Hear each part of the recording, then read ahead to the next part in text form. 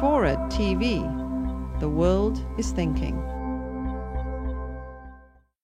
Molly told a story years ago about a state senator coming to Austin, got elected, came to Austin. And first thing he encounters, of course, is a lobbyist. And the lobbyist says, going to need your vote tomorrow. A bill on the floor. Here's $200. So the senator pocketed it and went on his way. Next day comes the vote. And he votes against the lobbyist bill. So the lobbyist grabs him off the floor and said, "What the hell are you doing?" He said, "Well, the other side offered me $400. So the lobbyist just explodes all over him, talking about integrity and ethics and keeping your word. And so the senator straightened himself up with all the dignity he could muster and said, "Well, you knew I was weak when I took the $200.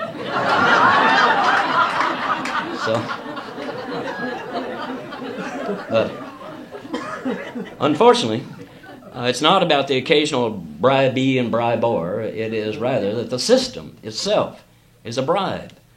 And the powers that be try to tell you and me, see, you can't fight it. Just go with it. Because the lobbies will always plug some loopholes into any reform you come up with. Well, then those cynics need to go to Maine, and they need to go to Connecticut, or North Carolina, or New Mexico, or that left-wing state down here of Arizona, where they'll find that people have a reform that gets the corrupt corporate money out of the system. It's called public financing of their election, from state legislative all the way through governorship.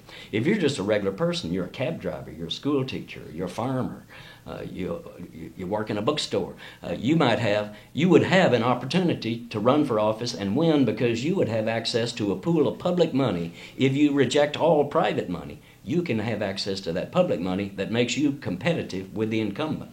And you can use that money in the primary as well as in the general election. So it has a dramatic impact. More people participate, more women and people of color getting elected than ever before, higher voter turnout because ideas are discussed. People matter again. It's not just about money being spent on TV ads. It's folks going door to door. In Maine, they now have 83% of their state senate and 84% of their house elected without taking a dime in corporate money. It's totally changed the politics in that state. People like Deb Simpson, whom we write about.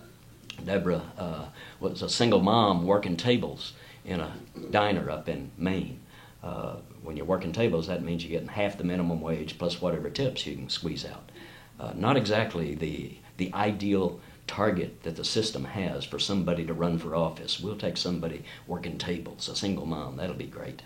No potential to raise money. But Deborah, because had public financing, she said it was doable, and she's now in her 4th term in the State House in Maine, bringing a perspective and a viewpoint that has never been on the inside in those committee meetings and in the hallways and the discussions and things, totally changing the politics. And in North Carolina, for example, they targeted their judicial races. They elect judges there, and they do in Texas and other states as well.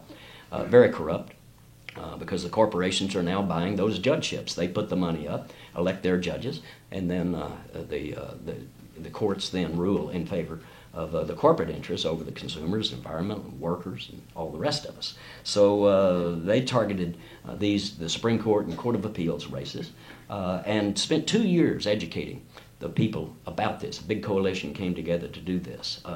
And before they even introduced a bill in the legislature. And then when they did introduce the bill, the Republican leadership said, "We will kill this. We will not allow this to happen," because they were backed by the corporate interests who didn't want this. And so the coalition got pretty creative. First thing they did was to hire a Republican pollster to poll Republicans in that state. 76% of Republicans favored the public financing of judicial elections. So that backed them up. But then they did something more clever. They had school teachers call their former students who were in the legislature to say, "Johnny, don't make me have to come to Raleigh."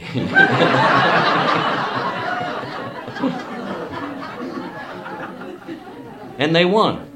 They were able to produce this public financing for judicial election. The result, in 2004, their first election cycle, there were 5 of these top court seats up for election. Clean election candidates won 4 of them.